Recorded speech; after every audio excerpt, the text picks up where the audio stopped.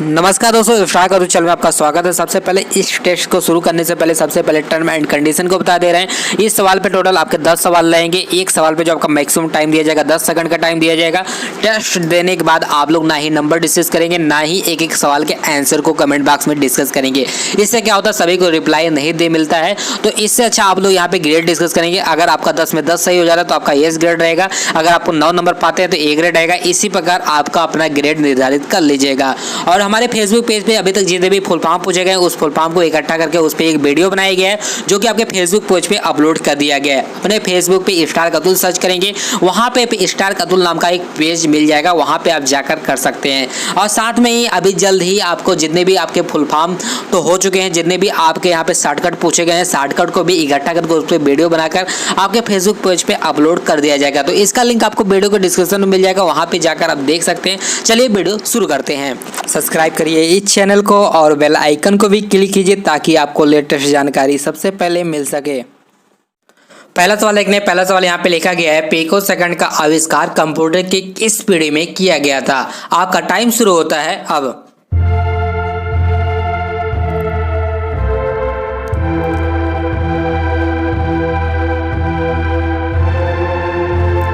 आपका right answer हो जाएगा, आपका डी वाला हो जाएगा। पिकोसेकंड का जो आपका आविष्कार किया गया था कंप्यूटर के चौथी पीढ़ी में किया गया था। अब यहाँ पे चौथी पीढ़ी से बहुत सारे सवाल आपके लास्ट ईयर बने, तो उसको भी इस वीडियो में हम डिस्कस कर लेते हैं। तो देखिएगा वीडियो के ऊपर एक थंबनेल आ रहा होगा जिसपे लिखा होगा जनवरी टू दिसंबर 2018। सबसे पहले हेडिंग पे आपको देखिएगा, हेडिंग पे आपको लिखा गया है चौथी पीढ़ी के कंप्यूटर, जो कि आपका 4th जनरेशन कंप्यूटर है। वो आपका 1975 से 1989 के बीच में होता है। सबसे पहला पॉइंट आपका ये लिखा गया है, सबसे पहले इसको ध्यान दीजिएगा, जो आपका माइक्रो प्रोसेसर होता है, माइक्रो प्रोसेसर का विकास आपके चौथी पीढ़ी में भी किया गया था। तो यहाँ पे लिखा गया है माइक्रो प्रोसेसर का विकास E.M.E. हॉप ने 1971 में किया था। इससे क्या हुआ था, व्यक्तिगत कंप्यूटर यानी आपका जो पर्सनल कंप्यूटर है उसका विकास हुआ था आपके माइक्रो प्रोसेसर से। अगला पॉइंट यहाँ पे लिखा गया है, कंप्यूटर की जो आपकी गणना होती है वो पिको सेकंड में मापा जाने लगा, जैसा कि आपका सवाल था। अगला पॉइंट यहाँ पे लिखा गया है, उच्च गति कंप्यूटर नेटवर्क जैसे लैन, मैन, वैन का विकास इस पीढ़ी में हुआ था। अब यहाँ पे लैन का आपका यहाँ पे दिया, लैन का आपका फुल फॉर्म पूछा जाता है। लैन का आपका फुल फॉर्म हो जाएगा लोकल एरिया नेटवर्क हो जाएगा, जबकि आपका मैन का आपका फुल फॉर्म हो जाएगा मेट्रोपॉलिटन एरिया नेटवर्क हो जाएगा, जबकि आपका वैन का जो आपका फुल फॉर्म हो जाएगा वाइड एरिया नेटवर्क, इसका फुल फॉर्म हो जाएगा। अगला पॉइंट यहाँ पे लिखा गया है, समांतर कंप्यूटिंग या मल्टीमीडिया का प्रचलन प्रारंभ हुआ था इस आपके पीढ़ी में। अगला पॉइंट यहाँ पे लिखा गया 1971 में IBM ने माइक्रो कंप्यूटर का विकास किया जिसे PC कहा गया। अब यहाँ पे IBM की बात आई तो IBM का यहाँ पे देखिएगा फुल फॉर्म पूछा जाता है, तो IBM का फुल फॉर्म हो जाता है इंटरनेशनल बिजनेस मशीन, इसका फुल फॉर्म हो जाता है। अब यहाँ पे लिखा गया जिसे PC कहा गया, तो PC का फुल फॉर्म आपका क्या हो जाता है, पर्सनल कंप्यूटर, इसका फुल फॉर्म हो जाता है। अगला पॉइंट यहाँ पे लिखा गया है कि सॉफ्टवेयर में ग्राफिकल यूजर इंटरफेस के विकास से कंप्यूटर के उपयोग को सरल बना दिया। अब यहाँ पे GUI का फुल फॉर्म पूछा जाता है, तो GUI का फुल फॉर्म हो जाएगा ग्राफिकल यूजर इंटरफेस, इसका फुल फॉर्म हो जाता है। अगला पॉइंट यहाँ पे लिखा गया है, operating system MS-DOS, Microsoft Windows तथा एप्पल ऑपरेटिंग सिस्टम का जो आपका विकास हुआ था आपके इसी पीढ़ी में हुआ था। अगला पॉइंट यहाँ पे लिखा गया है, उच्च स्तरीय भाषा में C का विकास आपके इसी पीढ़ी में किया गया था। तो इतने सारे पॉइंट को आप ध्यान दीजिएगा। अब चलते हैं अगले सवाल पे। दूसरा सवाल यहाँ पे लिखा गया है, आधार है। यहाँ पे आपके पास 4 ऑप्शन है, इनमें से आपका राइट आंसर क्या होता है? आपका टाइम शुरू होता है अब।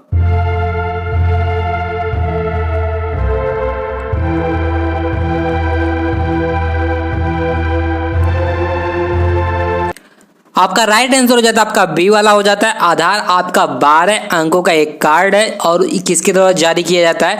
UIDAI के द्वारा जारी किया जाता है। अब यहाँ पे सवाल ये आता है कि UIDAI का फुल फॉर्म क्या होता है, तो इसको भी यहाँ पे समझ लेते हैं। तो इसका जो आपका फुल फॉर्म हो जाएगा unique identification authority of India, इसका फुल फॉर्म हो जाएगा, जो कि आधार कार्ड को जारी करता है। अब चलते हैं अगले सवाल। तीसरा सवाल यहाँ पे लिखा है, ई और यस का अभिप्राय क्या है? आपका टाइम शुरू होता है अब।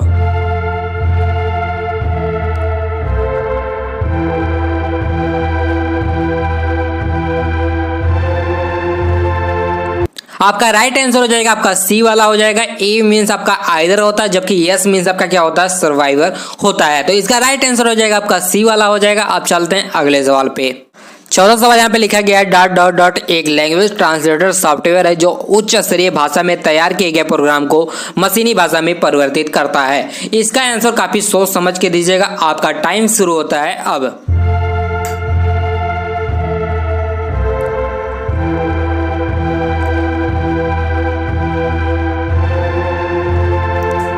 आपका राइट आंसर हो जाएगा आपका डी वाला हो जाएगा। आपका कंपाइलर और इंटरप्रेटर दोनों होता है जो कि उच्च स्तरीय भाषा में तैयार किए गए प्रोग्राम को मशीनी भाषा में परिवर्तित करता है। अब यहाँ पे समझते हैं कि आपका असेंबलर क्या होता है, कंपाइलर क्या होता है, इंटरप्रेटर क्या होता है। साथ में भी डिस्कस करेंगे आपके कंपाइलर और इंटरप्रेटर में क्या डिफरेंस होता है। तो देखिएगा वीडियो के ऊपर एक थंबनेल आ रहा होगा जिसपे लिखा होगा जनवरी टू दिसंबर 2018। सबसे पहले आपका हेडिंग पे लिखा गया आपका असेंबलर। असेंबलर में समझिएगा सबसे पहले असेंबलर यह एक सॉफ्टवेयर प्रोग्राम है जो असेंबली या निम्न स्तरीय भाषा में लिखे गए प्रोग्राम को मशीनी भाषा में परिवर्तित करता है।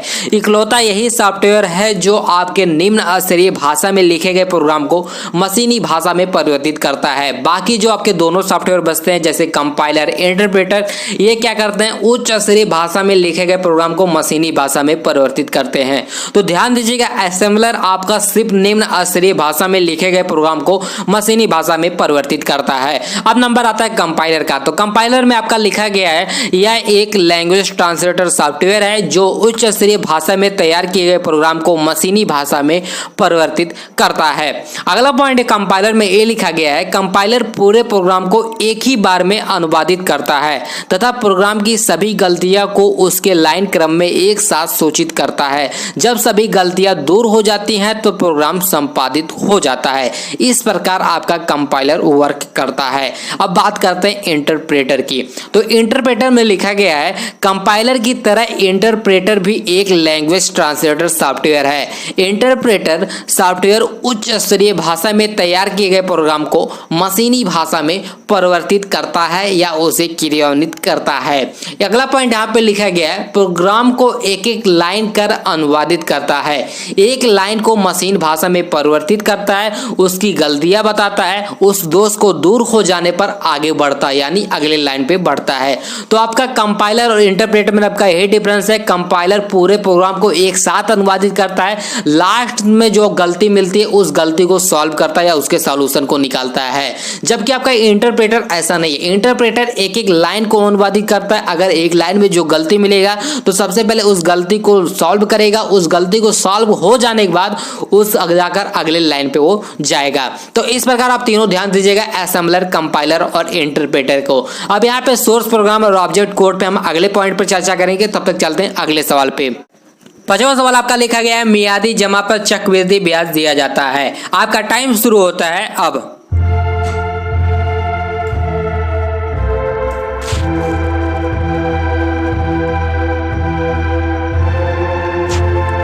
आपका राइट आंसर हो जाता है आपका ए वाला हो जाता है। मियादी जमा पे जो आपका चक्रवृद्धि ब्याज दिया जाता है क्वार्टरली बेसिस पे दिया जाता है। तो आप इसको ध्यान दीजिएगा। अब चलते हैं अगले सवाल पे। 6वां सवाल यहाँ पे लिखा गया है हाई लेवल लैंग्वेज में लिखा जाने वाला पहला ऑपरेटिंग सिस्टम कौन सा है। आपका टाइम शुरू होता है अब।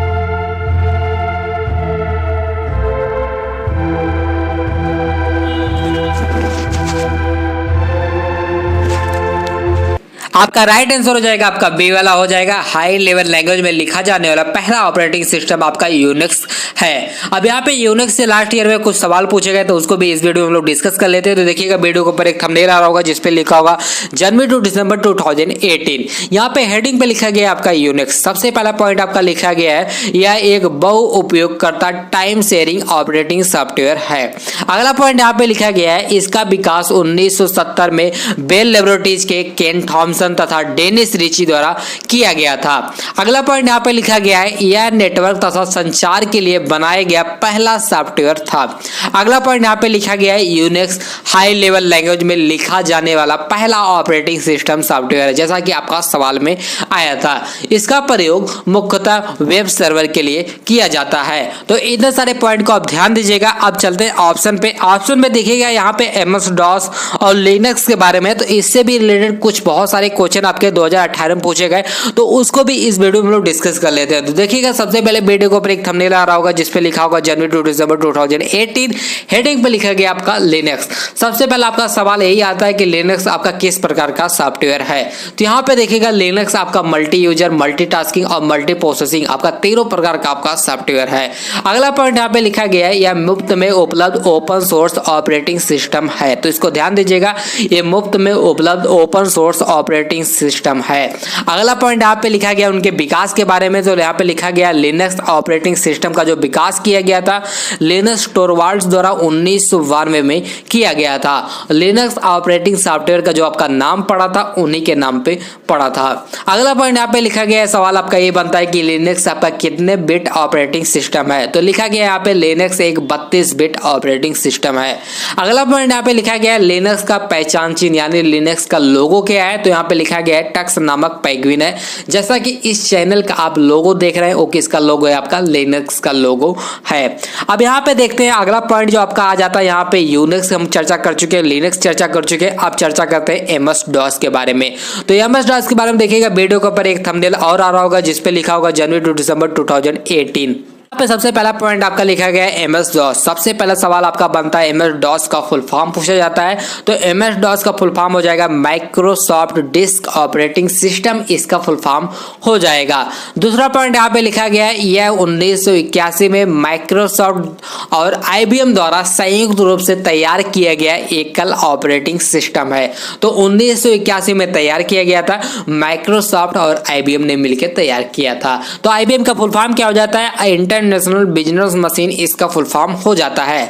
तीसरा पॉइंट यहाँ पे लिखा गया है जो आपका MS DOS होता है एक 16 बिट ऑपरेटिंग सिस्टम होता है। अभी हम लोग चर्चा किए थे आपके लिनक्स के बारे में। तो लिनक्स आपका 32 बिट ऑपरेटिंग सिस्टम था, जबकि आपका MS DOS कितना है, 16 बिट ऑपरेटिंग सिस्टम है। चौथा पॉइंट यहाँ पे लिखा गया है इस ऑपरेटिंग सिस्टम में चित्र और ग्राफ नहीं बनाए जा सकते हैं, यानी GUI का प्रयोग इसमें नहीं किया जा सकता है। अब GUI का फुल फॉर्म क्या होता है, तो GUI का फुल फॉर्म हो जाता है ग्राफिकल यूजर इंटरफेस, इसका फुल फॉर्म हो जाता है। तो इतने सारे पॉइंट को आप ध्यान दीजिएगा। अब चलते हैं अगले सवाल पे। अब यहाँ पे 7वां सवाल पे देखते हैं। 7वां सवाल यहाँ पे लिखा गया है उच्च स्तरीय भाषा में तैयार किया गया प्रोग्राम क्या कहलाता है। आपका टाइम शुरू होता है अब।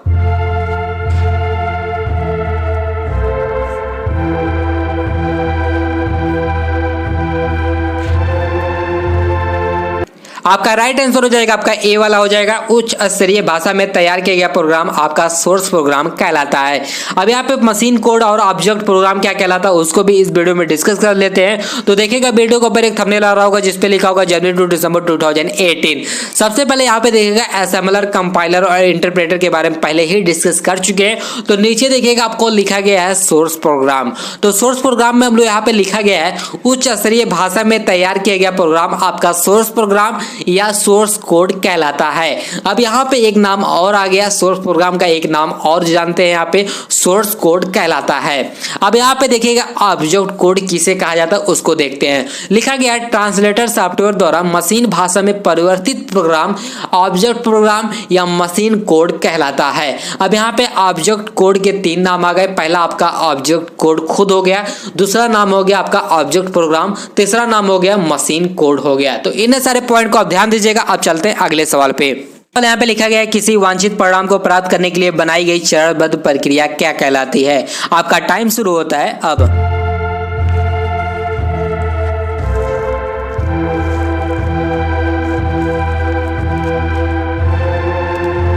आपका राइट आंसर हो जाएगा आपका वी वाला हो जाएगा।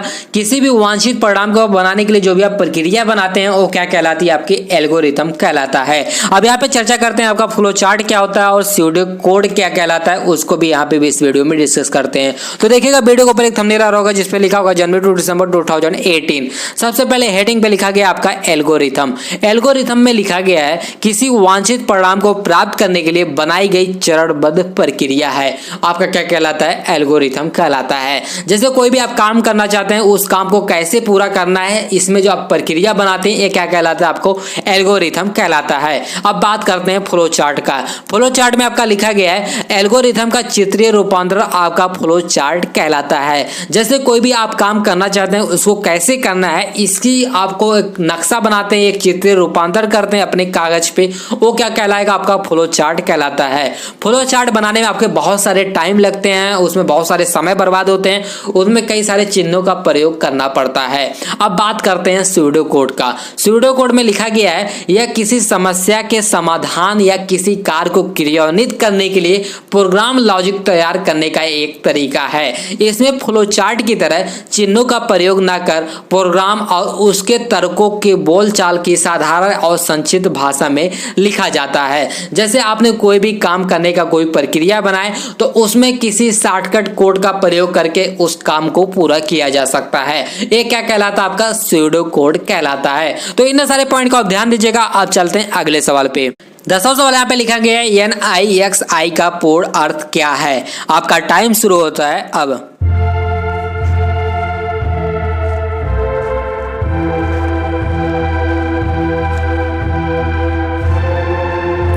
आपका राइट आंसर हो जाएगा, आपका सी वाला हो जाएगा। NIXI का जब आपका फुल फॉर्म हो जाता है national internet exchange of India, इसका फुल फॉर्म हो जाता है।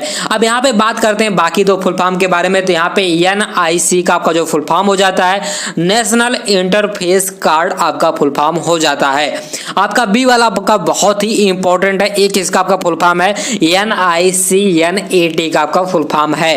तो NICNAT का आपका फुल फॉर्म हो जाता है नेशनल इंफॉर्मेटिक सेंटर नेटवर्क, इसका फुल फॉर्म हो जाता है। तो आप इन सारे पॉइंट को आप ध्यान दीजिएगा। अब चलते हैं लास्ट क्वेश्चन की तरफ, जो आपके कल के वीडियो में पूछे थे। तो सवाल आपका ये था कि डेजीवेल प्रिंटर प्रकार है। तो आपका राइट आंसर इसमें से हो गया था, आपका बी वाला हो जाता है। डेजीवेल प्रिंटर आपका इम्पैक्ट प्रिंटर का एक प्रकार है। तो इसका राइट आंसर हो जाएगा, आपका बी वाला हो जाएगा। अब चलते हैं आज के वीडियो के सवाल की तरफ। आज का सवाल है कंप्यूटर घड़ी की स्पीड की गणना की जाती है। आपके पास इनमें से 4 ऑप्शन है, इन चारों ऑप्शन में से किस में से की जाती है, इसका आंसर आप मुझे कमेंट बॉक्स में करके जरूर बताइएगा। अब बढ़ते हैं कांग्रेचुलेशन तरफ। यहाँ पे देखिए कुछ लोग का यहाँ पे मैसेज आया था, इनका नाम श्रेष्ठ गुप्ता जी। अब इनके रिजल्ट की तरफ बढ़ते हैं। इनके रिजल्ट पे इनका नाम श्रेष्ठ गुप्ता जी लिखा गया है। इनके पिताजी का नाम राजेश गुप्ता जी, इनके माताजी का नाम पूनम गुप्ता जी है। इनका जो एग्जाम हुआ था 25 फरवरी 2019 को हुआ था। इनका जो रिजल्ट पब्लिश हुआ 5 अप्रैल 2019 को पब्लिश हुआ है। इन्होंने जो ग्रेड पाए, बी ग्रेड पाए, जो कि बहुत ही सुपर ग्रेड से पास हुए हैं। साथ में कुछ मैसेज भी लिख के भेजे हैं। तो मैसेज में लिखते हैं, फर्स्टली सर मैं आपको थैंक यू बोलना चाहता हूँ। आपके गाइडेंस, आपकी वीडियो, आपकी लिंकिंग मेमोरीज पैटर्न से मुझे काफी हेल्प मिली चीजों को याद रखने की। I have not study from any of the institution rather only focus over your details video। मैंने आपकी फरवरी की सारी वीडियो देखी और रिवीजन भी किया एग्जाम के 2 दिन पहले। That has given me much confidence in examination hall and to get such a nice grade। Thank you again sir। आप बहुत अच्छा काम कर रहे हैं, लोगों को हमेशा ऐसे गाइड करते रहिए। बेस्ट विशेष, काफी अच्छा लिखे हैं। अब चलते हैं अगले मैसेज की तरफ। इनका नाम यहाँ पे अनुराधा रस्तोगी जी है। अब इनके रिजल्ट की तरफ चलते हैं। इनके रिजल्ट पे भी देखिएगा यहाँ पे अनुराधा रस्तोगी जी लिखा हुआ है। इनके पिताजी का नाम भारत जी रस्तोगी है। इनके माताजी का नाम रीता रस्तोगी है। इनका जो एग्जाम हुआ था 11 मार्च 2019 को इनका एग्जाम हुआ था। इनका जो रिजल्ट पब्लिश हुआ 16 अप्रैल 2019 को पब्लिश हुआ है। इन्होंने बी ग्रेड पाया, जो कि बहुत ही सुपर ग्रेड है। अब इनके मैसेज के देखते हैं। मैसेज में लिखती है, thank you sir, I clear CCC in B grade.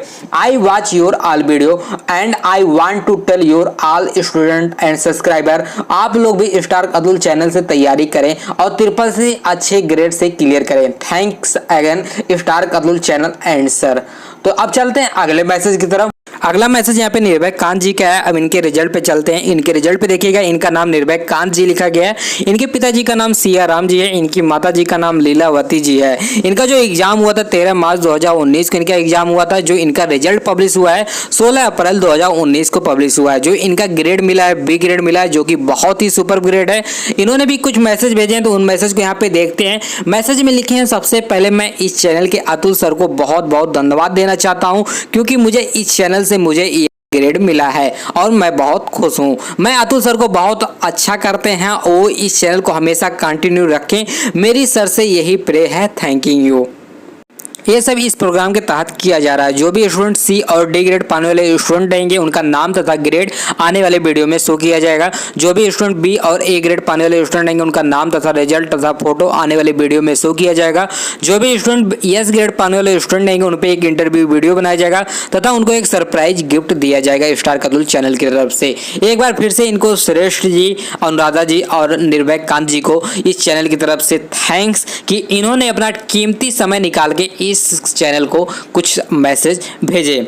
जो भी स्टूडेंट फेसबुक पेज को लाइक नहीं किए हैं तो सबसे पहले जाकर फेसबुक पेज को लाइक कर लें, क्योंकि अभी तक जितने भी फुल फॉर्म पूछे गए उसका सभी फुल फॉर्म को एक साथ इकट्ठा करके उस पर एक वीडियो बनाया गया। वो वीडियो आपके फेसबुक पेज पे अपलोड कर दिया गया है।